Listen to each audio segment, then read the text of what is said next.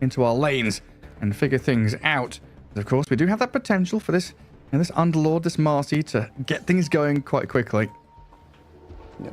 Checking a little bit what we have. The SF, of course, being that safe lane carry, SF is going for the lasting presence. So minus armor whenever heroes die. Get 70 seconds of increased aura effect. The Shinkyu Spirit Breaker. You know, he's just gonna have a time of his life. He's always looking happy, and now with the boots on Spirit Breaker, even though he got counterpicked a bit here, I feel he's probably gonna be looking to make a lot of moves across the map, especially with Sniper mid against Puck. You could find some charges into that. Right, I guess that's the issue I have with this. Is Xtreme Gaming are out there being, arsonists. They're setting fires, forest fires going on, burning stuff down, and Beastcoast going to be firefighters a little bit, running around the map trying to stop the Spirit Breaker, stop the Sand King, stop the Troll. A lot of things to do here, but a good start if they can catch out Arme, try and rebound him, dispose him back into the Firestorm, Blood Grenade, quite a lot of damage onto Arme. First Blood is there for Moose. Nice. Bring in some gold there for their lane. The support Marcy is going to be very happy to get this, as she's quite dependent on getting early items. Boots are super important for her. Going to start out with a magic stick. Also, nice recovery by you there from calling our players arsonists. I was wondering where you were going with this. But well, that's the thing. Xtreme Game, just a lot of noise and nonsense out on the map. A lot of things you got to deal with. Yeah, you're right. You tied it together. I respect it.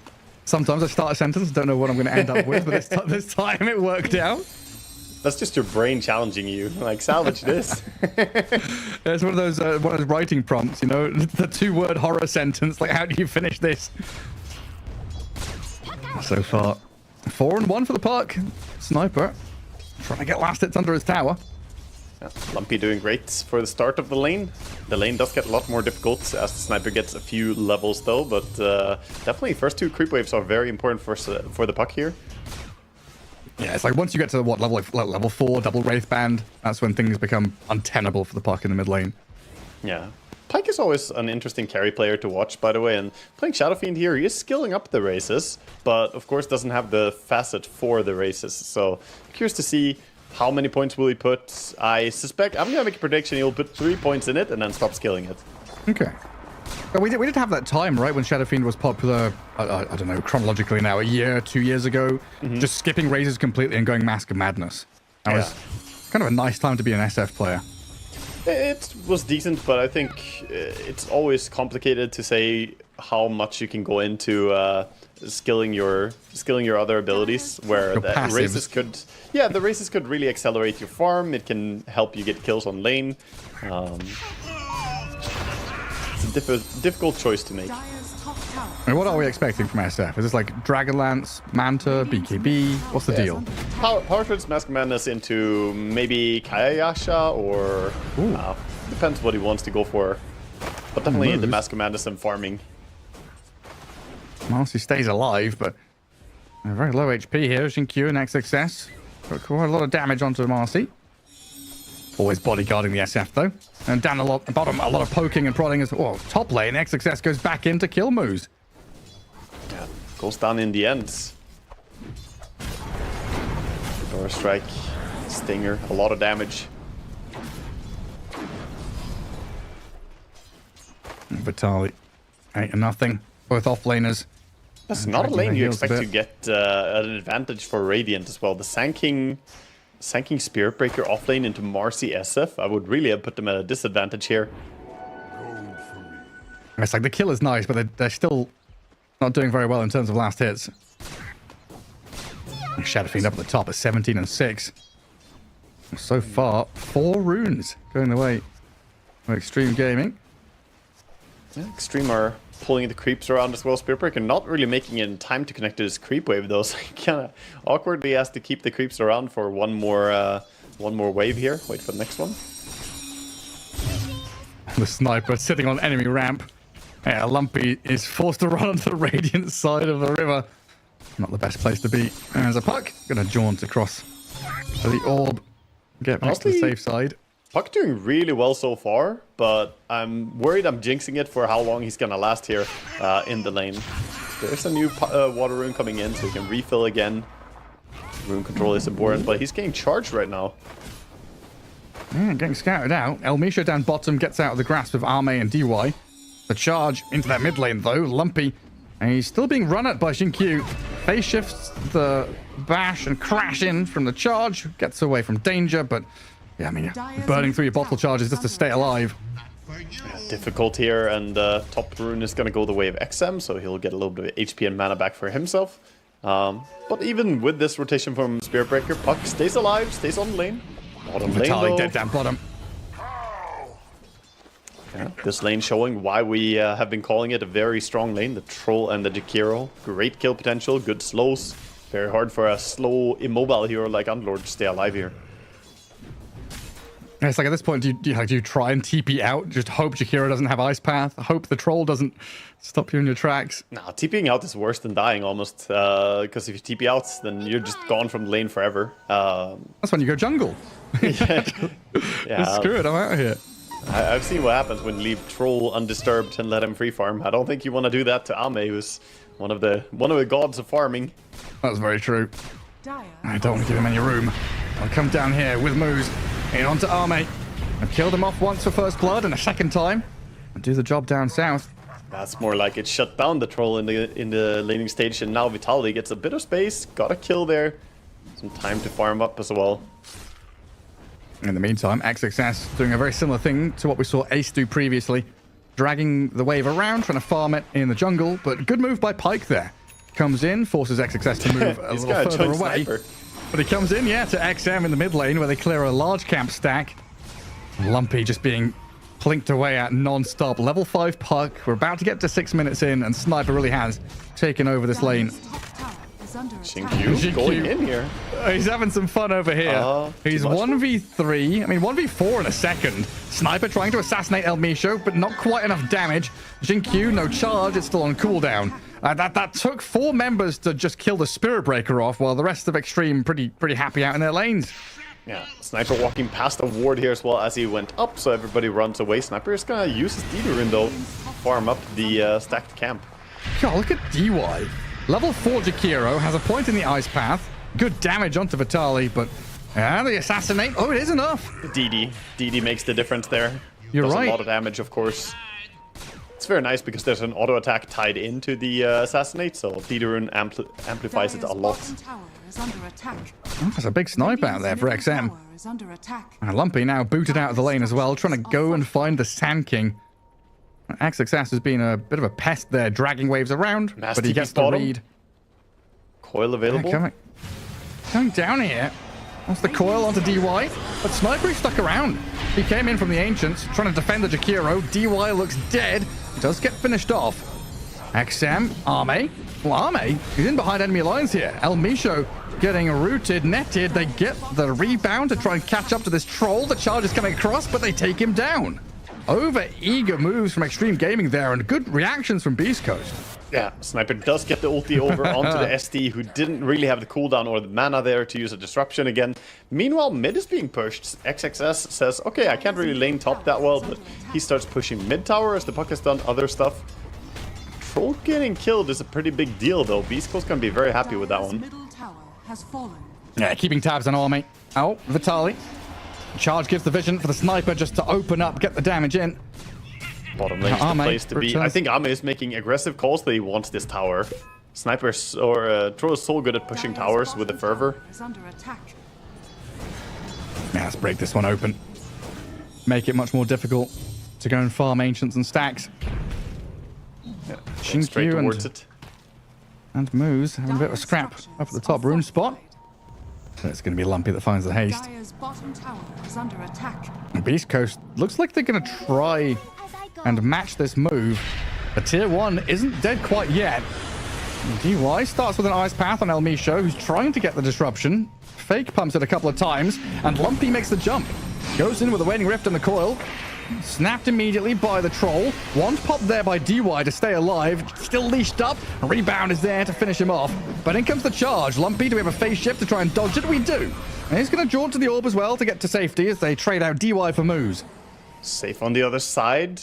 Gonna be fine in the end here, backing up. Shadow Fiend thinking about joining from the side as well, if they were to overstep a little bit here on the side of Xtreme Gaming, but looks like they're backing off, thinking about just playing big map instead. Sand King pushing out that top lane. Dire's top tower is under attack. Arme's still down here, but it's not a free ride. Every 20 seconds, it's Xingqiu charging someone. Nice bit of malice to hold him back, with a disruption there to cancel his aggression. This gives the chance for Sniper and Troll to finally take down that tier 1 tower. And XSS is getting some serious value elsewhere on the map with these big ancient stacks. Yeah, he's finding himself a bit of farm here and going towards that Bloodstone seems to be his first priority here. He did buy a Voidstone to ramp up his farming a little bit, I suppose. And back for the Bloodstone, it looks like. Not prioritizing the Blink first. This is definitely the worry that I had, though, right? Because, yes, they've killed off the Troll a few times. Yes, Beastcoast are finding some answers to the aggression. But it's still a 3k lead, and every time you bring 4 or 5 heroes to deal with the Troll pushing tower, to try and find the Sniper, to stop the Spirit Breaker from charging at you, there's value elsewhere. You know, a 3k lead has emerged here from Xtreme because they have been causing problems everywhere on the map. Well, they took 2 tier 1 towers already. The easiest one to take, the top one, has not been challenged yet, and they might go for that one at some point as well. Look and at this. Contesting. Straight into the enemy ancients area, killing off a large camp. DY gets a ton of money. Yeah, he's going to be very happy on Jakiro with that. Pushes him closer towards his mana boots. And this Underlord, by the way, has not really had the start that you want from an Underlord. I'm not always happy about Underlord picks. I feel like that hero can struggle a lot if he doesn't dominate the lane. Then he doesn't have great fallback mechanics. He can't take Ancients. And again, the Sand King just cleared a massive stack on the other Ancient as well. It's like you said, they put a lot of emphasis in stopping the Spirit Breaker, and they have kind of made it hard for Xingqiu to find, you know, free openings on stuff with Phase Shift, with Pit of Malice, but it doesn't feel like it matters that much. Like, Xingqiu's charge is primarily just vision for the Sniper to hit people so far. Yeah, and all their wards are on bottom part of the map now, but they already lost the 2 tier 1 towers. Now the smoke comes top. Could be dangerous here from Marcy, who's just trying to get her level 6. Hero goes behind even on the gates. Courier snipe. Triple hits because Marcy. Yeah, true. Some clarity down. Ice Path used. Moves rebounding. Charge cancelled. Spending a coil to stop the Spirit Breaker from running at you, as you're going to lose the tier 1 tower anyway. Yeah, that just guarantees that you're not going to fight right now. You cannot stop this push. So Sniper happily pushing into this. Has the Dragonlance, has the Javelin. Just going to take another tier 1 tower as Pyke having a very silent carry performance here. Just farming up in the jungle. 0-0-0 on his Shadow Fiend. Whereas we've seen the Troll participate a little bit more and speed up the game for Xtreme Gaming. When's the SF going to feel ready, though? Is it SF? Oh, Xingqiu. He's trying to slip away from this, but a lot of damage there. That's why SD is so good against Spirit Breaker. That ulti just shuts you down. You cannot status resist anymore. Not that he even has it yet. And the slow ruins your charge. I'm not sure when the SF is going to come online here. He's going for a SNY build. So not going for Sunshine Kaya. He's really leaning. He also only put 2 points in Shadow Race, by the way, so I was wrong. It was less than I suggested with the 3 points. But his farm doesn't feel that fast. All he's done is farming, and he's behind the Troll, who was even a bit contested in lane. 3 deaths. And has died like 3 or 4 times as well, right? Yeah, Amma has 3 deaths, and he's still out farming you. And I guess the big factor for me is kind of comparing Shadow Fiend to some of these other carries. In a situation like this where, you know, a Troll or a Sven, once they farmed a bit, it feels like they're the boss on the map and they're going to be on your objectives or taking Roshan or jumping and killing people. Whereas SF very often feels like he relies on his teammates a lot more to start a fight and get him into a good position. So when, you know, Sven can come back into a game with a blink, a stun, a kill on a big core hero very quickly, turn the tides of a match where you're behind. But Shadow Fiend, if the Puck and the Underlord here aren't having good times, you don't have these enablers to really unlock the Shadow Fiend's potential. And importantly, what we discussed briefly in draft, he's not a hero that easily can jump onto the backline of Sniper. A hero that has to be addressed. If you don't go on Sniper, you usually just lose the fight. So right. The fact that he's going for a Sanjin Yasha into Dragonlance means he's very predictable in where he's going to be in a fight. And I just don't really see that working out against what Xtreme are doing here. 3,000 gold lead and building. I think Beastcoast are going pretty quietly into this game, and I'm not sure it's favoring them at all. Yeah, it might be out with a bit of a whimper. But yeah, again, we touched on it in the draft, right? Static heroes, static SF, Shadow Demon, a fog hero. Marcy kind of waiting for her moment to jump in with an unleash. A good damage dealer from a pos 4, but definitely looking for this game to drag out a bit. As XM just peeps down on Misho. Quick and easy one over on the Shadow Demon. And this lead continues to build. As DY holds back moves. Lumpy, yeah, I mean, Puck. Spirit Break is coming. Puck, Puck has played really well, but it's not really the massive impact hero on mid lane that you can revolve around. Yeah, now you're being run at again. Now, Lumpy trying to defend moves here, coils up the Spirit Breaker. Pike thinking about joining as the Underlord did come in with a Pit of Malice down onto Xtreme, but you've lost Vitali. He's run into the meat grinder. He went very confidently there, but Marcy was jumping away. Marcy was way too light to take the fight, so feels like a miscommunication between the team. Now you lost your offlaner on top of that. And again, coil used without any real payoff. There's a whiff of inevitability about this game, isn't there? There really is. It's not a massive lead right now. 6,000 in 15 minutes is not absurd. It is a big lead. It's not absurd, but it's more so the heroes. You're running Sniper and Troll and you're winning this hard early. That's a very good sign for the side of Xtreme. I think Arme has his Ags, Sniper has his items. Wow, up look at at top, the Sand straight in onto the Puck. Charge is going to come in onto Lumpy as well, keeping tabs on him here. He's up on top of the high ground. Phase Shift will dodge the bash from the charge. Another orb will come out as well. But XXS can actually chase this one down and follow through with the help of DY. Ice pathing perfectly. DY, what a perfect positioning to be in. Level 3 Ice Path as well, so catches him long enough to land his stuff. That's the dragon difference. That is just beautiful read by DY. Twin-headed dragon or fairy dragon? I know which one I'm choosing. Yeah, I mean, you get 2 for 1 with this one. It's a better dragon. The fake dragon against the real one. Sniper now as well with 1,900 gold with Maelstrom and Dragonlance. 1,500 gold ahead of the farm-only SF. I don't really see how SF is going to deal with the Sniper. He's getting monstrous. Mjolnir not too far away now. Already has the Hyperstone. Yeah, we're already in the mood where we're thinking, 20 minutes down the line, Shadow Fiend needs Sanjin Yasha, BKB, Blink Dagger, Daedalus, Butterfly, so many tools that it feels like they're required just to play the game. And the confidence here for Xtreme Gaming just to go into the Roche pit. They're just starting it out. Scan is there and the rotation is coming over. Underlord has his ulti as well, so they can quite quickly get over there with a lot of heroes. But this is a very important Roche. Can Lumpy steal something here? Let's see, with the orb to give vision.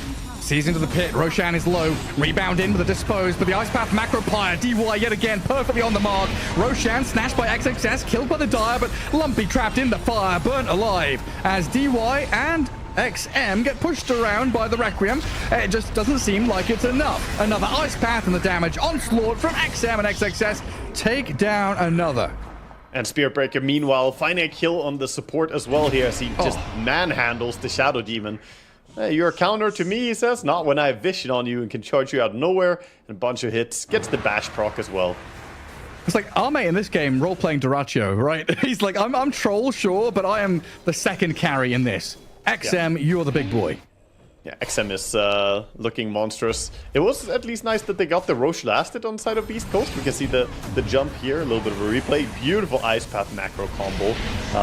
And of course, the troll dying without getting a chance to pick up the Aegis was also a nice break for Beastcoast, but it feels like it's not enough. They still lost the fight handedly in terms of kills, and the push is still mounting here by XM. Yeah, it's like there's your top net worth Shadow Fiend, and what did he do? He Requiemed, he tried to catch up with the Sniper, XM literally walked away. He got feared and he walked away. It just feels too slow. The safe lane SF is not really looking like he can outfarm this. Going for the 2-point Shadow Race, I think, is a mistake. I think Shadow Races are too strong to pass up on. I think the other facet would have been paying off more. Like, so far he has gotten no value at all out of this facet. It only gives you -2 extra minus armor when an enemy hero dies near you. He has 1 assist, so he has for 70 seconds had 2 more minus armor around him. That is it in this game that his facet has done. Yeah, very little. And right now, Mr. Lumpy trying to juke around in the trees away from Xinkyu and XXS. He'll orb across into the Radiant base and looks like he's safe for now. Xinkyu almost has a BKB. He's 900 gold away from a BKB. Of course he does. Usually we see Shadowblade being built first by Spirit Breakers, but he understands how this game is going to play out. He knows that he can't operate under the Pit of Malice, and he needs a way to be able to use his spells. Moose looks dead. DY with XXS. Very nice pairing. Like Sand King Jakiro, the amount of highlight reels we've seen over the past couple of days where it's just Burrow, Macropire, Ice Path, the chain stun combination with that magic damage, it's enough to bring anyone down. It really is. And they're going to bring down the hammer to bottom lane now. They are under a ward, of course, taking the outpost here away from Beastcoast, moving to start taking over Torment possibly as 20 minutes is popping in now. First they need to get rid of this Shadow Fiend and Shadow Demon, the Shadow Infestation on bottom. I just turned daytime, so a bit of light to the darkness here for Xtreme Gaming. And Pyke, yeah, he's just relegating himself to farming bottom jungle, but there is a Radiant Obs ward there that could spot him in a moment. As it looks like the focus moves up towards Lumpy. He's gonna move forward. This ward will spot him.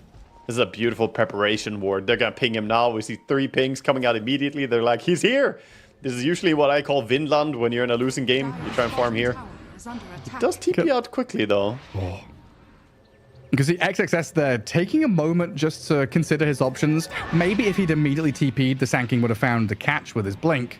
But he was waiting for Wisdom Rune to spawn. They'd scanned the Tormentor to see if Beastcoast were taking it. And of course, it's 10 seconds away from Wisdom Rune spawning. Xtreme Gaming are actually in position here to contest this as well. Sand King is going in, for sure. He has the Aegis, he has the Blink, Bloodstone.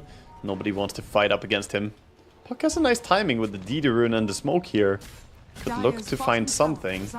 No BKB yet on Spearbreaker. It's just a matter of who do you kill? You know, you coil, you've got a DD, you kill a Spearbreaker. And then what's the next step? You hold high ground and hope Xtreme Gaming mess up? Yeah, it doesn't look like they can fight into this. Rooted, but he throws his spells in onto Vitali here as he's burrow struck under the sandstorm and this damage. Troll and Sniper from range just pummeling into the Underlord. Vitali has no safety, no one to buy time for him. Disruption is there on the left-hand side to maybe try and save El Mito. He disrupted himself, but dies anyway. And Pyke is being jumped and run at by a Sand King. Yeah, straight towards the Tormentor as well. Sniper never under any threat in that fight, and that's the key thing. You can look at these fights and just say, is Sniper able to shoot? Okay, then they're probably gonna win on Xtreme Gaming. It's as simple as that. This is a Mjolnir Sniper with Shard. He is very, very, very important to focus here. It was a genius pick, wasn't it? Yeah, I think it was the perfect last pick. They saw the puck and they had a minute to react. They had options to weigh. They could consider a TA, could consider a Sniper, and as a fellow level 30 Sniper picker myself, I must say this is a beautiful game for Sniper. Brother. You don't have to out yourself like that on stream. Hoo-hoo, haha. Okay. Oh, yeah. That is at least you're not level 30 techies or anything like that, huh? No, but I have Arcord in there soon. Oh my god, who are you? Oh. It's the good heroes, the beautiful ones. I love the Malrine and Amoar, you know, going for the oh my god, the kind of battle back. Dead. Oh, Elmisha's dead up there. Oh, is he gonna be fine? Maybe. Oh no, Shard on tanking. He's charged. Yeah. But it was like Saberlight posted, you know, I'm the first pro player to have, I don't know, 8 heroes at Grandmaster level, and it's like, you know, the normal ones, you know, Nightstalk, got Underlord, whatever it is. Kind of normal, functioning, regular heroes. And Amara and Malrine are like, well, we've got 9, we've got 10 Grandmaster heroes, and they're Huskar and Razor. Well, hang on a second, look at this up top. Sniper, he's being coiled. Pit of Malice on him. XM, maybe dying here. Oh, but he's got concussive grenade. The mech from DY, they come in and save the life of the sniper. Now it's time to get the hell out of here, but Vitaly gets his TP cancelled. Stopped in his tracks by XM. A good attempt from Beastcoast, but they're going to lose pretty much everything. Shadow Demon died bottom a while back, so I guess a team wipe. They tried. It was a desperate attempt to kill Sniper before he got BKB, and I think that's the right thing. They have to try and shut him down, but they're just too far behind. The net worth difference is enormous at this point. It's just item advantage are winning these fights at this point. The Spirit Breaker coming in there as well with a clutch bash, but him having BKB, the Greaves on the Jakiro, there's just no way.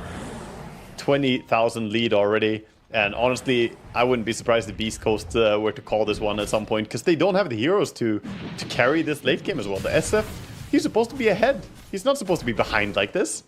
It's a bit like an Alchemist safe lane. If you pick SF safe lane, that's a momentum carry, not a hard carry late game against Troll and Sniper. Just a lot of pieces to pick up here for Beastcoast. And it's, again, just coming back to what they need, right? They need a win just to have a chance at tying with BB Team. If BB Team get a single win from their series against Tundra, it's over for Beastcoast. Yeah, this is... And if this game continues as an extreme win, of course. Yeah, this extreme game does look pretty dominant so far. They've just been executing really, really well. And Xinkyu, no matter how much you counter the Spirit Breaker, he has had the impact that you wanted. Spirit Breaker has always been there to initiate, give vision for the sniper to ulti. He's been all over the place. And Troll just farming right outside your doorstep. That's not a good sign. Yeah. All the lanes pushed in. I mean, a long Roche respawn here. Maybe a bit of time for Beastcoast to, you know, gather their forces, get that next round of items, maybe look for a team fight around the Roche pit. Or just suffer more, I guess. It's 3 minutes instead of 0 minutes that they have to endure this.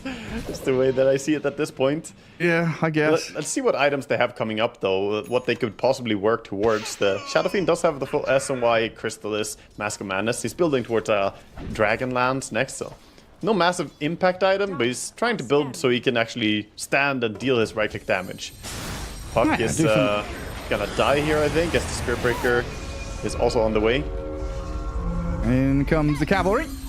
And they keep vision on Lumpy. Phase shift is ready again with a nice coil. Lumpy, he's dragging them around, buying a bit of time for himself. Blink on cooldown for 5 seconds makes this a little challenging, though, as he's burrow struck and slain by XXS. Why wouldn't he first hit Bastion? That's Spirit Breaker for you.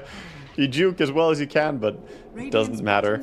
Goes down in the end, and bottom lane's being stabilized here. Denied by Xinkyu on the tower. Has been denied. Well, Misho being sneaky here, wrapping around. I think that Ame has a good read that he's around here, but doesn't find his exact location. And where is this pesky Shadow Demon? BKB, this is the thing though, right? BKBs are here for Xtreme. Sand King, Sniper have theirs.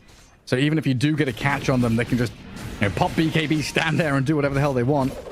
Quadruple Black King bar. Where, DY, where's yours? Get with the script. No. DY is trying to become Vitaly's clone here. He's buying Greaves. He's going for Pipe next. He's pretending to be an offlaner on his Jakiro here. Just buy the support stuff to become strong in team fights, mitigate all the damage output. Radiant are scanning. There's something to be said about the Crimson Guard that's coming in for Underlord soon. It will mitigate a lot of damage against the fast attacks of the Troll and the Sniper. I'm not sure they have enough damage themselves to really make something happen with that, but he will be blocking out a ton. I was waiting for the butt there. Yeah, it's like a silver lining, but I'm not sure it's the impact that turns a game around. It's like, it will do something, but will it be enough? They need something from Puck or SF. That's all it comes down to. Your Post 1 and Post 2 are just not strong enough in this game. Puck is struggling, and the Shadow Fiend still has not had any real impact this game. Yeah, then also the fact that, like, quite often it still feels like Marcy is picked as a backup carry. Doesn't get to go phase boost BKB this game, though. Like, Moose has had to go support items, isn't able to scale, so you don't have that, you know, big rebound unleash that Marcy can often provide. He is juking around here, buying a bit of time, but when XM arrives, it is lights out for Marcy. Yeah, lights out and lights in as the laser gun starts shooting away at this Ancients here. He's going to work towards some more items. Already has the quiver on Sniper. Fantastic find for him. Radiant And Roshan is up. Chasing El Micho. Got charged again. Disrupts the troll. That's not going to stop Arme though, is it? Nah, the vision from the charge. Yeah. Guarantees the kill. And Sand King and Jakiro are taking Roche right now. They will get some help from the Sniper. A little bit of DPS. And the dynamic duo. It's just relentless now from Xtreme. Basher up for the troll. Into the Roche pit will go. And like this time, like first Roshan, whatever. XXS took it. Arme didn't get it. A little bit sad. But now you're looking at, 30 minutes. Roshan there. Ages for Arme. Troll can think about going high ground off the back of like a kill. Yeah, he definitely can. This is a super good position to be in. The troll is basically unkillable with his ulti and BKB and Aegis. Sniper, meanwhile, cheese is probably going to be sufficient to keep him alive. I'm just missing the big SF ultis, Gareth. The big Kaya Yasha ultis that kill people, the races that do 1,000,000 damage. Oh, the SF that has Blink that could jump on the Sniper? Yeah, those things. Yeah, I feel you. I mean, apparently Xtreme say screw kills, we're going high ground without even picking anyone off. A bit of damage there onto tier 3 top as they blink start onto Shadow Demon. El Micho dead. Buybacks available, but even with the Requiem, there's BKBs up for Xtreme. They're chasing under tier 4 towers. Arme, maybe a little deep now. Yes, you got Aegis and Battle Trance, but don't want to go throwing away a massive lead like this. Just take it a bit slower and look for these buildings. Just gonna back out, let the Sniper do the sieging. They got some nice pickoffs. As the buyback. And now just sitting there and throwing question marks at the tower. Who's gonna stop the Sniper? That's the thing. You have to jump the Xtreme lineup, but so far it's been Xtreme jumping Beastcoast. It looks like Puck is saying, screw mid lane, guys. Just let it. We don't die. need Rax. Yeah, he has Lincoln, so he can happily split push now at least. The Spear Breaker can't charge him. So, but Puck still needs damage item to sort of deal with this. Dire's middle tower has fallen. And your barracks are falling. Yeah, slowly working away on the range tracks first, not giving a reset on the glyph just yet. What's Pike doing? Radiant's courier. Does Chappie come back to competitive Just play? farming. Dire's top tower. Just farming jungle. He's just off somewhere. I'm just hiding in the trees, kills off one small wild wing and then runs away. Spirit Breaker charging back up to top. Puck gonna have to come back to the base here as we see a butterfly on Sniper. 31 minutes in, good luck fighting him. Oh, the Ice the Path. Puck gets caught out. Ice Path is there. Lumpy and Pike struggling to do anything as they're just being plinked away at by the Sniper. Shadow Fiend and Puck both dead for a minute. And that's got to be it now. Vitali trying to Ogre Seal, Totem back to Fountain, but they know this inevitability has been building for the entire game. This was 31 minutes of Xtreme Gaming just winning from draft to finish. Yeah, I called it when I saw the draft. This is Xtreme Gaming winning game 1, and this was probably the most one-sided game that you and I have cast throughout the entire group stage. We always used to call for against Nyx. They've got Rubik and Lion against him. They do have that. Always some nice form of control, but I'm gonna go back and be a hater. I don't believe in Lion. I think he's bad. I think Lion sucks in this patch. I don't really see him being worth picking at all. I may sound like a hater, but the stats back it up as well. He Heroes feeds. Only 30% win rate, 33% win rate so far. Played 9 times, won 3 of those. Yeah, I don't know. To me, in a patch where everyone is trying to be tanky, picking a squishy Lion support who wants to burst generally squishy heroes goes against the grain. Now, granted, having- PA and Queen, they're a little bit more burstable, perhaps. Yeah, maybe. I could find some openings. And it's also the fact that Lion has felt like a hero that never comes back in games. Like, if you're ahead, similar to old Disruptor, if you're ahead and you're chasing, it feels good. If you're behind, you don't farm as Lion. You don't find solo pickoffs because, like you're saying, everyone's so tanky. You are just kind of dead weight as a Lion, waiting for something to happen. And that's not what you want. Whereas, ET stacking, Nyx is scouting, hunting for people, making the map a little bit wider for you to play into. And Lion can struggle to do any of these things. They do get some good stuns onto Arme to start off this bottom lane. Drop them down to like 60% HP, but look at DY come back in with the punches. Yeah, not committing a blood grenade for this. Don't want to chase for more. But still a good start for them. They get 3 runes on the side of Beastcoast. So they have the gold advantage from the start. They almost got 4 runes. Clockwork didn't manage to secure the rune against the Queen of Pain. But all the other runes were claimed by them. Mid lane, Queen of Pain with a scream first up. Gets the first last hit. Yeah. Overall, difficult to trade hits against a Rubik though. Rubik has really nice last hit damage as well. So I expect him to be coming out ahead a little bit here on the mid lane. And then Rubik, we've seen a bit of this mid lane Rubik. Kind of phylactery, buy initiation items. What about Queen of Pain? What does she buy nowadays? Dagon. Dagon is the most common item. Ooh, cool. First item, Dagon with power treads, null. And look at mid. Lumpy is just bullying the Queen right now. This is huge. He's destroying her. Yeah, no entry. Can't get to the creep wave. Gonna deny a bunch of these creeps, fade bolt her and keep her back. And XM's still a little distant from his bottle as well. Yeah. So he's what, 2 last hits? This is bad news. Very, very bad news. He needs 2 more CS. Not dead, but he's in a world of hurt. I guess that's what Queen of Pain wants to be in, but maybe not like this. Yeah, consensual world of hurt. I don't think she's given Rubik consent to do this amount of damage to her. Yeah, this is a great start to say the least for Lumpy, who's continuing to dish out damage whenever he can. He does secure some last hit here on Queen though, so he gets his bottle at least. It's gonna come out, but he will get it pretty late. Maybe they can even deny the water rune refill for her if Clock comes to take a rune here. Let's see. Come on, guard the runes. Yeah, it would be huge for them. Oh, yeah, 9 and 4 for Rubik. Queen of Pain, 6 and nothing. Needs that bottle ASAP. She will get a refill. They're not really playing towards the runes. Yeah, looks like she will. So at least something going XM's way. Yeah, very well done. Early days here from the Rubik.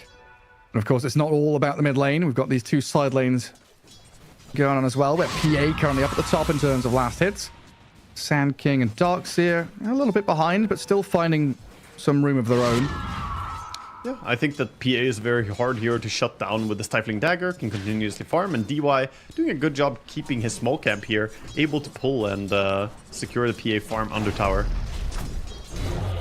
And I guess up at top, when you've got a Nyx by your side, just don't Iron Shell creeps. You just Iron Shell yourself and the Nyx assassin, right?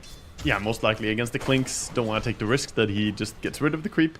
As long as the Nyx can play around you. Lotus spawning here. Nyx gonna grab one of them. Moves. And Clockwork trying to find his way into this lane. Oh, man, every time I look mid, XM is stepping back under his tower, taking hits. Lumpy on the very outskirts of the tower range there, getting some good harassment in. Up at top, they do get a good stun onto Moose, but the Clockwork able to repurpose himself, move away. As the Queen of Pain in the mid lane, blinking out of the range of Lumpy, who just keeps laying it on him.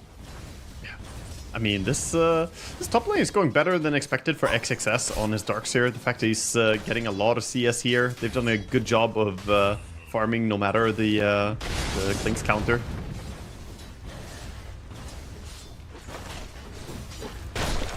Sand King able to come in and contest the pull.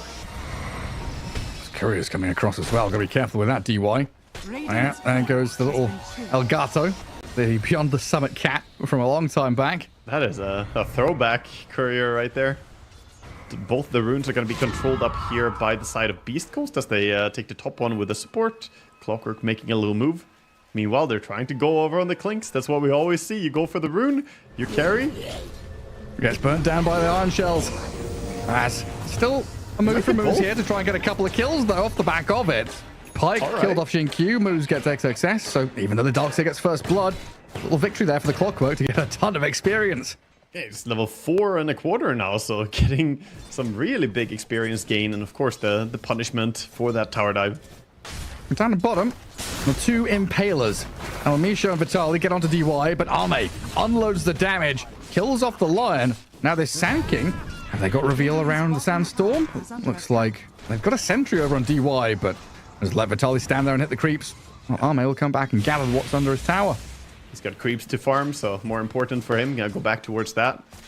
Bottom lane looking decent here for Xtreme Gaming, but mid lane still lacking and suffering. 15 and 2 versus 29 and 12. Now, I actually had the pleasure of playing against the great Holy Hexer himself yesterday on Rubik mid against the Shadow Fiend, and you know, I must say Rubik mid is insane. It completely crushes even Shadow Fiends. Yeah, just something about him, right? It feels nice playing Rubik. Attack animation, attack damage. You're reasonably tanky as an int hero, and of course, when you get to mid game, just stealing spells. You're like a tiny at this point. Oh, as we say, Nyx is getting gone on top. Gets away with the surge. Very speedy. Oh, they throw the tar onto XXS. But yeah, to explain why I'm hyping it up so much, just Rubik right now is sitting at 81 plus 13 damage at level 6. Where's it from? It's from the telekinesis. Or from the, not telekinesis, Arcane Supremacy. You get the damage from your spell imp. It just hits hard. Nice. Punching like a madman. Yeah, look at him. Whack down DY. It's briefcase against Rubik. Looks like the Rubik wins. Wins against the briefcase, man, even. That's how strong it is. Incredible. Maybe a little bit of help there for him. Yeah, Lion was around. He's helping out there. He also has the blink on Rubik. Not necessarily a spell you want to have. Normally you want to have some nuke for yourself, but blink is always good. Get yourself out of some sticky situation. And bottle refill for XM required. As it looks like Moose's Clockwork being a nuisance there, scouting things out in enemy ancients, getting some D-wards going, making sure that Xinkyu didn't have a simple time stacking up the camps. As of course Darkseer would love to clear them. The quick buy that our observer is showing as well on the Rubik.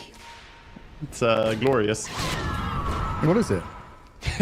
It's mana boots into Dagon 1, Dagon 2, Dagon 3, Dagon 4, and then Dagon 5. At least the man knows what he wants. It's the South American Rubik, isn't it? Whisper did it off lane, Lumpy's doing it mid. What a great time. Both the mid laners have Dagon queued up at this stage. It's the sleeper right. It's coming back. Rubik now stealing the Scream. Pretty big spell to take.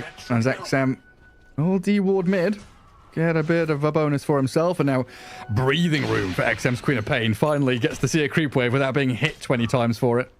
Yeah, he needs to get a connection with this ulti. He's gotta keep his eyes peeled for the side lanes and see if he can make a rotation and have some impact, because the way things are going, he's just getting out-farmed. It's actually gonna be Rubik TPing down bottom already. Well, I start with the Burrow and the Epicenter. Impale from the Lion is here. Good sleep, though, from DY. Holds them back, at least for now. But their Hex into Cogs should be there from Moose, trapping them both inside. Push back, the kick of the Cogs. Expanded Armature doing a lot here as Lumpy will arrive and grab a double kill. Takes both those kills. Meanwhile, Pyke has to play safe top, but he is doing so on the Clinks. Making sure not to get ganked as the Queen of Pain was looking towards making a rotation top. Not gonna get anything, though, while the Rubik having the huge impact now swinging top. Alright, XXS and Xinkyu, they pinged the Clinks knowing he was there. Maybe not expecting, though, this move to come in. The hookshot arrives, the Clockwork already level 6, but XM with that Sonic Wave clears out Pyke. Turnaround stun again from Lumpy and Elmisho. A double kill for the Rubik in a chaotic team fight. Going 2 for 2, but honestly, the big winner out of that feels like XM. Yeah, XM needed this. Rubik, yes, he got even more kills, so he now killed 4 heroes within 1 minute. Lumpy just all over the place in this game, so his momentum is not slowing down, but Queen getting something on the board was very important for her to post some impact in this game. Now, net worth looking pretty poor, needs some way to catch up. Rubik, by the way, still has the Impale now after that. Good job stealing a nice disable there. Yeah, I was struggling to keep up with all these impales and stuns. Like, there's Nyx and Lion, there's Sand King, there's so many bugs in Burrow Strikes and impales. Vitaly is also feeling the pain down the bottom. Sentry's there, but the stuns, look at them! Out of the ground, the spikes, so painful for Xtreme Gaming. Enormous impact here from this mid lane already. The Lumpy Rubik. Chasing. Lion gets the stun. Is it Earth Spike from Lion? Is it Impale? We'll never know. They're all the same spell. Yeah. Do you want to get impaled 3 times here as the gang comes in? Even the Finger of Death securing the kill there as well. Getting himself 1 stack on board. Right, yeah. Massive laning stage into early game victory here. 4 to 10 with Beastcoast leading 4k net worth. Tier 1 tower going to die. And it's just, yeah, the tournament life on the line, of course. They're starting to feel it now, bringing some tempo finally to this series as they just flopped out in game 1. Yeah, finally we get to see them just playing like nothing is holding them back, and that's what I love about South American teams.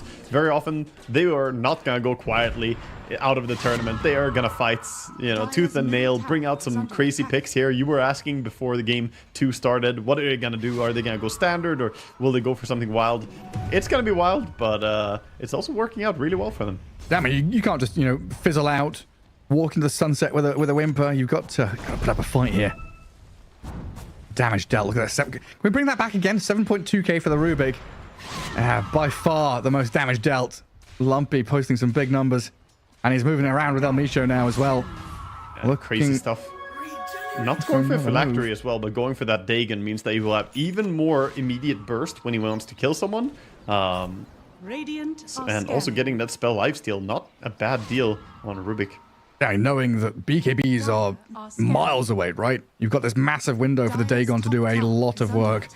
And currently hunting for the PA. Arme. Rocket Flare just to his right. Smoke breaks. Lumpy knows there's someone up on his high ground. And the stun into the fog. He just connected it onto him. The Arcane Supremacy AoE increase. Gonna get the kill on the PA here. Oh, hang on with the wall. The drag back. Arme still alive. Jumps off behind, but he's dead nonetheless. But this turnaround from Xtreme Gaming with a vacuum of the wall. The punches out of XM. A triple kill for the Queen of Pain. All set up by XXS.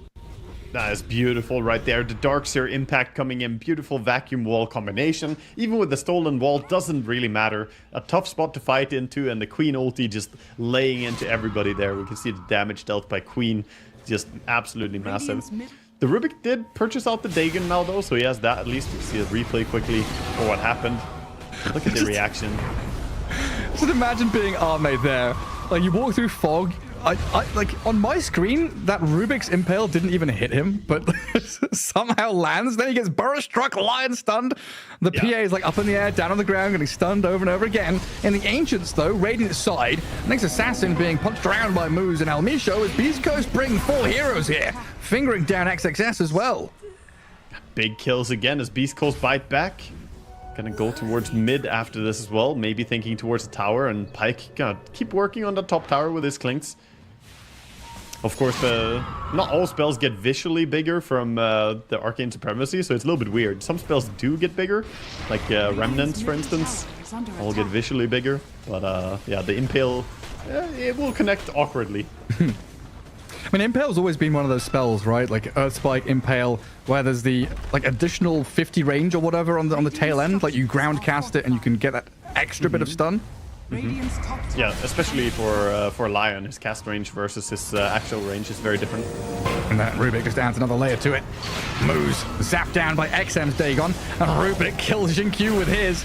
Control on the Darkseer there as DY runs forward onto the Clinks. Pyke standing back and fighting into DY, and the Vendetta from Lumpy gonna take the ET down. Quick kill there. Nice steal of spells here going on, and mid tower finally get given up by Xtreme. They realize they can't really fight into this. Desperately need the pipe over on Darkseer, but he elected to go for the mech first, so don't really have that magical damage mitigation against this Rubik yet. And we're gonna need it. Lumpy is just dishing it out. They need at least one pipe, maybe a double. And what is it? Dagon 2 coming out in courier shortly. More damage. Yes, Dagon already in hand, so just leveling that. Not going for anything else. Dagon 5 and then Blink Dagger is the plan. Okay, fair enough. The fact that he has Vendetta as well, he's waiting for the cooldown to come off. 30 seconds, he could go for a Vendetta gank with Dagon on Rubik. I mean, if they can go find that PA again, it would be a massive move to make. But Xtreme Gaming, they've got other ideas here. Pinging into that top jungle where I think they've caught a glimpse of the Clinks farming away. Pyke is invis though as XM blinks and dusts him. Saw him. XXS, they know he's in the trees here. Scream connects and the damage output. Pyke almost blown up immediately, but moves with a hook shot, buying the time. Protection here. The Sonic Wave over onto Pyke's Clinks and punched down by DY. Lumpy also joining this, stealing out the Sonic Wave and turning it back onto them. Lumpy life stealing up, but it's not going to be enough. He's dead. Rubik down, DY found by the tower. A jump in from El Micho with his Blink Dagger, and the Earth Spike Impale Finger of Death combo kills the Queen of Pain. This game, it's so crazy. Chasing still here. Blink Dagger coming off cooldown in 3 seconds for the Lion. He doesn't have much mana though, he has mana drain first. But because he has the mana drain deals damage talent, the Spike Carapace Yeah. stops him from being able to blink in and stun. Counted. His facet griefed him. Meanwhile, Arme's PA is like, good job, team. Yes, create the space. Die for me, peasants. I will hit creeps. I will hit creeps. I like how this is a game where we're going to have 3 Dagons and a Finger of Death. Because Nyx is still working on his Dagon as well, mind you. A little bit behind the other Dagon timings, but to be fair, they cheated by being mid laners. Yeah, it's not allowed. We also had, I think, Bloodstone was just picked up by the Sand King as well. Yep. Yes. 44 minutes faster than God patch damn. average. He's crushing the average, Gareth. Who are these other noobs? Let's get them reported right now. Radiant's top Oh tower my is goodness under gracious attack. me. That is the biggest stat I've seen today. Clinks with a Big good steal timing. up the Spike Carapace. Radiant's top tower. Gotta be careful has not to fallen. give away the good spell, Shinkyu. Heads up use of the Spike Carapace. It's still not the best stat of the tournament, though. That still belongs to First Blood at 83 minutes 47 seconds. Ooh, Queen of Pain gets out safely here. Clockwork didn't really have the mana to put down the power cogs. Excellent, counting his Gank lucky rotation stars. with the blink. Yeah, they want XXS. Alnisha starts, and they've got so much disable here. And infinite stuns. Tons of stuns coming in, and they have the Iron Shell now stolen up by Rubik. Gonna shell up his Sand King first. I do not have a read on this game. Like, I have no idea what's going on, Waga. I'm not going to lie. We are in crazy territory right now. This is just Beastcoast dominating the game because they have so much momentum on the Rubik. Meanwhile, Xtreme Gaming are trying not to bleed too much as the Battle Fury Power Touch PA is still farming, working towards that BKB. But Like- for now, they have to concede a lot of structural advantage here to Beastcoast. How much does this game change when PA has BKB? A little bit? Not that much, because the blink chain stuns are insane still. The Lion blinking in, stunning, then the Sand King blink follow-up perhaps once he has his blink dagger. You might still not be able to use your BKB. It's great if you get it off, but if they see you first, you still die. So then what's the defining factor here for Xtreme Gaming? Like, what are they aiming for? If they're so far behind, momentum's in the Beastcoast camp. Well, it's positioning, right? The PA has to get BKB and then play behind heroes so that she doesn't get spotted. Once she has BKB and Darkseer has Pipe, they group up, try and take fights, and if PA is allowed to right-pick stuff, she could get a lot of kills, as there's no real armor items on anybody on the side of Dire. None of them are building physical survivability, so PA could deal a ton of damage this game. And potentially no Jump up tools again. to break through her blur. There's a Finger of Death up top with a double stuns. Just deja vu, XXS, same place, same time. Same heroes killed him. Yeah. Handshaking. Meet you same place, same time? Okay. Don't make it too obvious.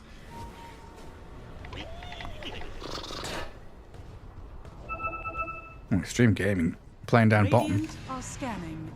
Trying to play around the Shinkyu Vendetta as he moves Radiant's forward top scouting. tower is under Dagon attack. number 3 is here. He's gonna go with it. Straight onto moves. Double Dagon. Down he goes before they even land the dagger of the PA. Mind Lumpy, Flare though. he's What hasted. can he do? And he's lifting up this Nyx Assassin. No Oh, carapace. order. And Shinkyu, trying to dodge the stuns. Both of them landing into the ground, though, at multiple angles. Finds the kill on the Nyx. Yeah, Haystern really good for chasing like that, and of course Xtreme don't really want to take a big fight after using the Nyx ulti already. Can't keep fighting. Gotta be careful about the order of operations on the Mind Flare though. After the Dagon, it does so much more damage. Radiant's middle tower is under attack. Also nice to see there. We had the stats up. A 6k lead overall by Beastcoast and a 5k difference in itemization. So there's not a lot of wasted gold. Beastcoast are investing all their money into items they can use right now. Glimmer Cape on the Clockwork, Blink on the Sand King, a bit of vision here with a Rocket Flare onto the ET. Yeah, you just don't get to play Dota, do you? You get jumped, stunned, killed off quickly. Arme and XM trying to fight back into El Misho here and jumping away from the epicenter. Maybe. If they can get XXS into action, a move from Shinkyu, landing the stun on the Sand King. A big kill to take if they can find it, and they're looking for a bigger vacuum wall, dragging back Pike, but the Sonic Wave pushback. Oh, this Rubik. Just carving them in twain with a Dagon to zap down Army. Vendetta X is on the stolen as route. well. Man, Lumpy. Yeah, they need to get on the Rubik somehow and burst him, but he is he's got a straight direct line to the Dagon factory, as well as he already had 3 upgrades delivered. He's queuing up the Blink Dagger now. No, finish it. Get the Dagon 5. He could be the fastest timing for Dagon 5 ever. It could be. And Lumpy had a massive smile on his face when they decided to put the Rubik mid, and I can see why now. Yeah, this is very reminiscent of watching Whisper play offlane Rubik. Used to do the same thing with core Rubik on the offlane, with Dagon Rush as well, upgrading it. And it's a ton of damage. It's very, very hard to play against. Oh, an Orchid for the Queen of Pain. Some kind of control here to try and deal with the Rubik. I mean, like you've been saying, defensive items, not a thing for Beastcoast. Going all out aggression as they get a catch on the quad top. Gleipnir control, and down you go. XM gone, DY gonna follow. And Xtreme Gaming bleeding out in game 2. Clockwork looking for more as well, as he's just hovering here on the high ground, but PA not gonna get close enough this one. Gets jumped anyway. Arme just getting chain stunned into oblivion, but he does get the Phantom Strike up to high ground thanks to Xinq's positioning, who is gonna sacrifice himself. The bodyguard. Trying to keep the PA alive. He's coming. Lumpy's coming for you. He's up on his high ground. Where are you, Arme? Hello there. Oh, he's in your face. He's in your face. Oh my god, dude. What a kill. Arme dead for 40 seconds. That is the goofiest kill I've seen right there. That's one of the goofiest games I've seen. They're stealing Tormentor now, and it's paying off dividends, though, for Beastcoast. Again, this is their tournament life on the line. They need a victory here, and they're getting closer and closer to it just to stay in the tournament. Isn't this our first series was today as well, with one team losing really hard game 1, and then the second game you just have a complete spin around? It seems like teams are dominating each other, taking turns here, and who's going to win? It's not momentum based anymore. No, certainly not. Outdraft It's and outdraft. oscillating. DY smoked up, sees the Sand King, and they've got reveal here to spot Vitali, but XM whiffs the Sonic Wave, and now they don't want to follow through any further. A costly miss there. Rubik is making his way over with the Surge. Wicked getting around on the map now. He's queuing up a Midas next, so Lumpy is really just buying whatever he feels like. Oh, Mules on the has next. been spotted by Sentry. And Vendetta again stolen for like the 5th time this game. The Rubik Vendetta is coming. Lumpy, Lumpy, Lumpy, Lumpy. He's gonna step onto this Sentry though. Lumpy. Let's go around. Oh my god, look how he's going. Lumpy, Lumpy, Lumpy, Lumpy, no, Lumpy, he's Lumpy, Lumpy, Lumpy, Lumpy, Lumpy. He's coming for you.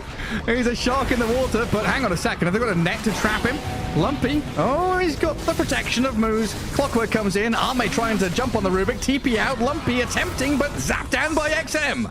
Hang on a second, Xtreme Gaming, they found a way to fight back into this. The stuns on Arme, not enough damage physically to break down his PA. Finally, though, now, with a Gleipnir control onto him and XM, a ton of damage to take Arme down a notch. Arme did get a kill at least, so they got the Rubik and the kill off the Clockwork. Not terrible here for Xtreme Gaming with how far behind they are. I think you're happy getting any kills here, especially as the PA needs to find a way back into this game, get some kills. Yeah, bit of a swing. Still a 10k lead for Beastcoast, but and money into Xtreme's pockets. BKB for PA. You can never count Xtreme out. XM has done a good job stabilizing this game as well after how laning stage went. He's 9-3 and 4. See, this is very reminiscent of Xtreme Gaming, I want to say like 6 months ago or so, where it very often felt like they were purposefully losing laning stage to take games late. Hang on, Xinq. He's walked into them here, and they don't have vision. He starts out on the clinks with a stun and a catch, but he's going to get turned on and killed. He's just completely alone. I don't think that it was communicated that he didn't really have backup behind him there. The Queen did not want to fight, wants that BKB. But this is going to give an opening now for Beastcoast to just go into Roche Pit. Yeah, like Xtreme were kind of aiming for mid to late game in all their games a while back.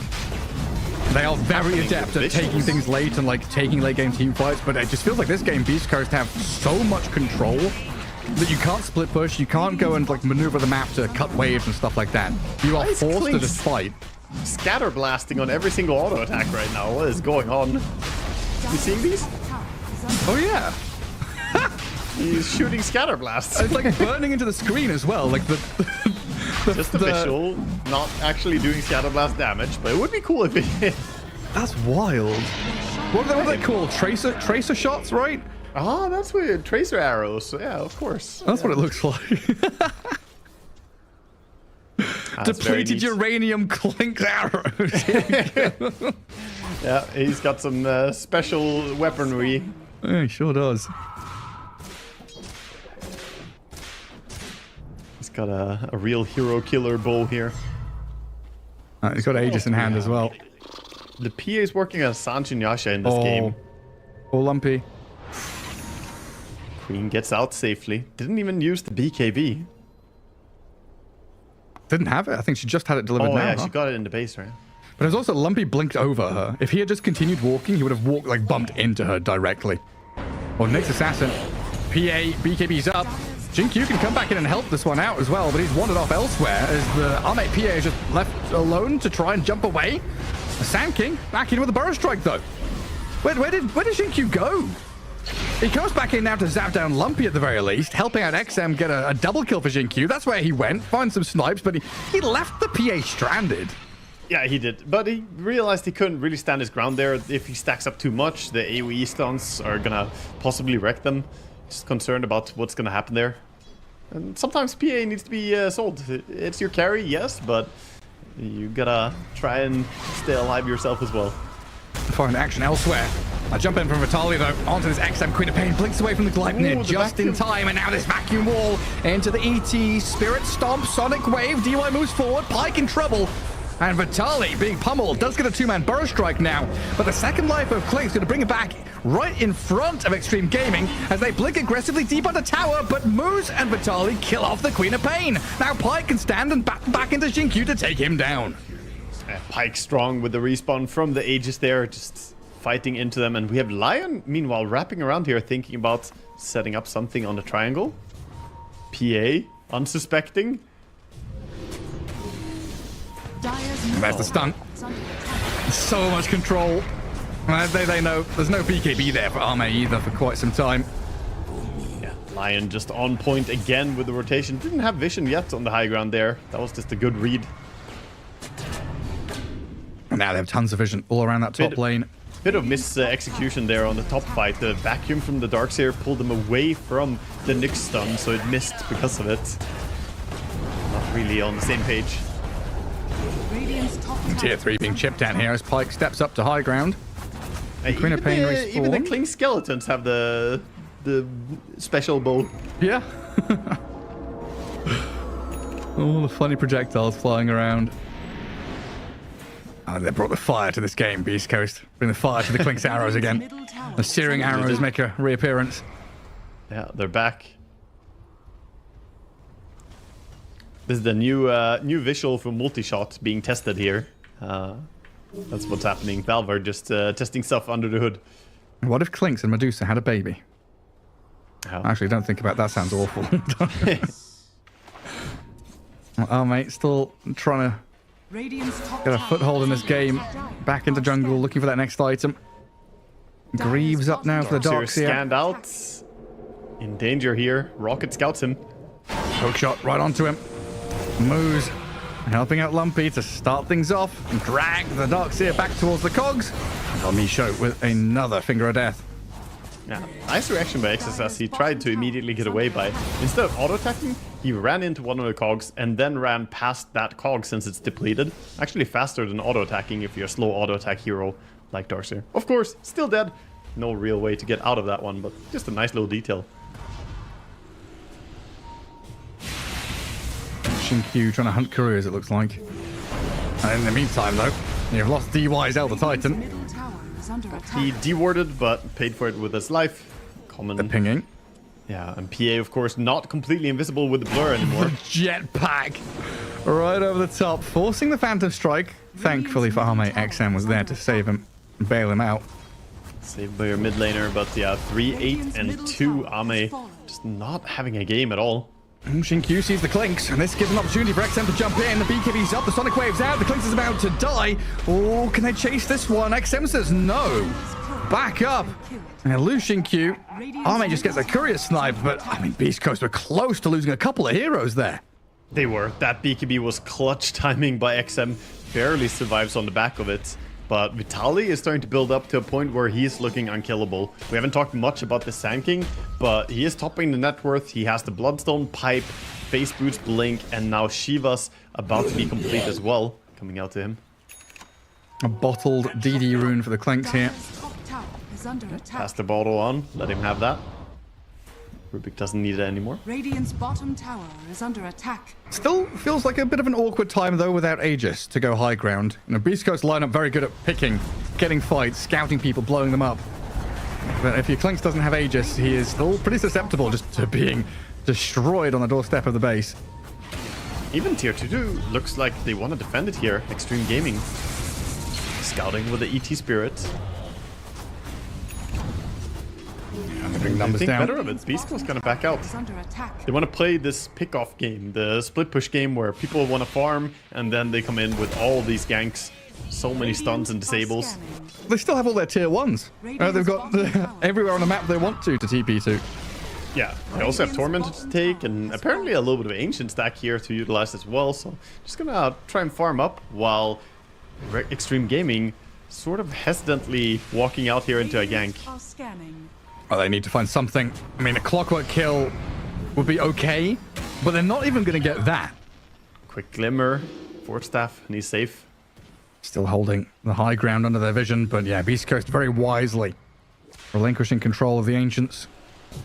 Go back to the top jungle. Yeah, Beast Coast with a good read. They don't need to take that fight. All of Xtreme invested so much to go for that fight, and they're falling behind more and more. 17,000 lead in building here.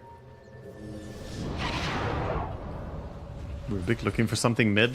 Would like to steal some spell from Nyx Assassin. For now holding Surge. It feels like this Dagon build on Rubik just doesn't stop scaling. Pike has made a call. He's pinging the base. He's saying, I'm going high ground here. This tower is low HP. He wants to go now.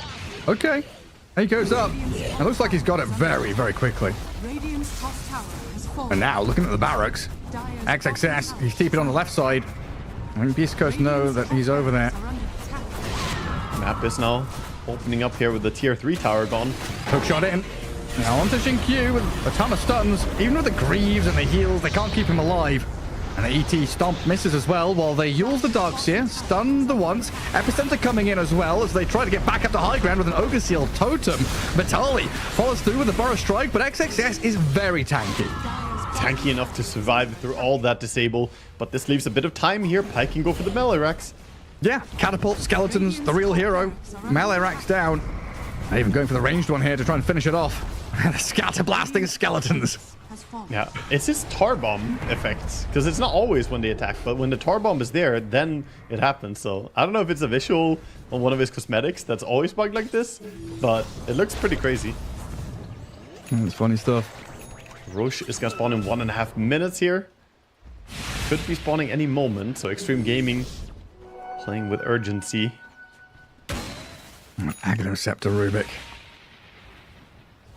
As if he's not being good enough. It's gonna get even better. Yeah, why not? Just have 2 spells instead of 1.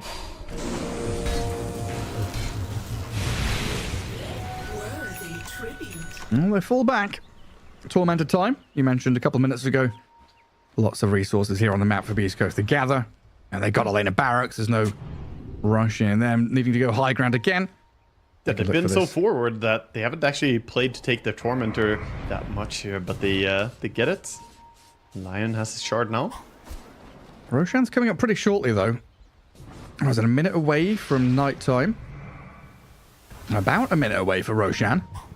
He's going to spawn. Scouting. Smoke here. The Fade Bolts reveals that they're down here. Xtreme Gaming holding high ground. Darkseer TPing to join.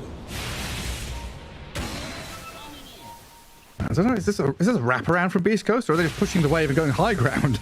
Like, okay, Xtreme, you're thinking about Roshan, we're just going to take control of the entire map. Yeah, both teams are wrapping around each other here. They have swapped positions, Gareth. Yeah, just ring around the rosy. But high ground is here for XM. The steal, Rubik. Oh, BKB out for Queen of Pain. Jumping straight in onto the Rubik, but he has Blink. He jumps away. The Sonic Wave not going to do a whole lot as they hookshot back in onto this Queen of Pain. The vacuum, the heals, XXS trying to buy time, but there's Rubik. He's just shredding them apart. Arme, he's going to make the jump back in, but can he do enough? With the BKB expiring, he's dying inside the cogs. He's burnt alive and a triple kill for Vitali. It comes through. The buyback from the Queen of Pain trying to continue the fight as the Elder Titan is brought down to the Sand King's ultra kill. Beautiful there. That triple stun by Sand King, well deserving of that ultra kill. Just quick reactions as well coming out of Rubik in that fight. He got jumped, but managed to somehow steal the blink and get himself out. I have no clue how he even survived that. Don't think Queen had her friends quite close enough and on the same page. Blink's now pushing high ground. 4 heroes dead. We don't see Xtreme tapping out, but it feels all but over at this point. Yeah, it feels like Beastcoast have got this one in the bag. And absolutely massive stuff for them. Lumpy, what a game he has had. 13, 4, and 20 here on his Rubik. I mean, they'll still be waiting for the other results. Tundra versus BB team still going on, but you get the victory here and you kind of just hope and watch the other game happening. Chasing for the Queen. Hook shot off the mark. Just blinks away. Push is gonna keep going though. Rubik has Sonic Wave ready and Mind Flare. Vacuum's gonna fail. Now it's time for Beastcoast to strike. Vacuum down. Xinkyu nearly blown up completely. Has to run back to Fountain. XM has spent BKB and a Gleipnir on Arme's PA, causing issues. Xtreme Gaming gonna lose all their buildings now. Mega creep secured. All the racks are down. They could back on Beastcoast, but do they even want to? They could keep fighting if they want. And Vitali, look at him, channeling, thinking about making the jump with his epicenter. XM's BKB's down, so they know they can make the go here with the Fire Strike hook shot, killing off XM, who's dead for a minute and a half. And DY chased back to Fountain. Arme trying to hide, tuck away as well, as the tier 4s are being shredded here by Pyke. Nyx just got collateral damage. What a back! Big stomp. Here we go. Arme trying to cleave into them. Lumpy sent skywards. His self-fuels into blink away, but the cleaves. Arme jumps into the back lines. Get the snipe on one. Lumpy very low as well, but Arme doesn't have enough in the tank. Dead with buyback available. But Beastcoast, no clinks, 4 alive. They got megas. There's no need to do anything more here. Can back out. No need to keep pushing. They've already secured a massive advantage here, but with the Queen dead, they are hanging around. No clinks, so they can't really push buildings that easily. Rubik looking for some funny pickoffs. Gets it. Immediate buyback from DY. And this has got to be such a painful experience as a support hero in this game. Yeah, Xinkyu just died to collateral damage in the first jump there as well. They tried to burst the Queen, and she did die very fast, but behind her was a Nyx assassin who died to just spells kind of landing on her. Sand King going for the finish here, just hitting. I mean, it's mega creeps chipping away at Throne. You're still 20 seconds away from your clinks respawning, but yeah, it's felt like Beastcoast have had this one in the bag for quite some time. I could maybe just poke away at the final buildings here as there's no glyph. Yeah, they're gonna back up and say, okay, whatever, we take the Wisdom Rune and we'll probably go even Roche here. We'll see. We'll see what Pyke respawns. Roche is available, of course, and Xtreme Gaming in no position to contest anything at this point. He TPs to Roche, so Prince is gonna go and put the nail in the coffin here by getting the Aegis. And they're trying to get over there. Xinkyu desperately running as Nyx. Looks like Tormentor might be the consolation prize. Oh, Xinkyu! It's just from bad to worse. He's dead for 80. Gareth, he's not gonna respawn before the Aegis push comes in. Despair. He doesn't have buyback. Yep. He had Magic Stick. He didn't use it. He just died. I think they already gave up, man. I feel mentally checked out here. Xinkyu not Magic Sticking as he dies to a Tormentor. Who's purple? Oh, it's XXS. Oh, yep. Moose. Gorgeous hook shot. I guess they did have visions. They saw him. I thought it was blind, but they knew exactly what line to take. Coming through the Twin Gate, catching out the Darkseer. He does have buyback. Oh, this is going to be the GG push now. Darkseer will spend his buyback immediately. Arme's been scouted. Silenced up. He's got BKB and he's got to use it. defensive Fine, BKB. he doesn't need it. He doesn't need it, Gareth. Oh, Nope, it's fine. yeah. It's fine. It's okay. It's okay. The smoke is coming. We're all good. Just get a 5-man vacuum into Stomp and Splitter. And prep the crit. Yes. Yeah. Beastcoast can make the first jump, though. Oh, mate. Can we get in there with a wall? The Sonic Wave. XM pushing them around. El Misho is sharded up, shiny and golden, while the rest of them are focusing throne. Lion is dragging them around, kiting 2 of them, while on the far left side, the PA is taken out by the Clinks. Beastcoast with a Game 2 victory, all but secured now. And their chance at tournament survival still here for them. Just waiting for that Bet Boom Tundra series now. Yeah. They did get lumpy at the very end there, so at least they get a little consolation kill towards the very end of the game, but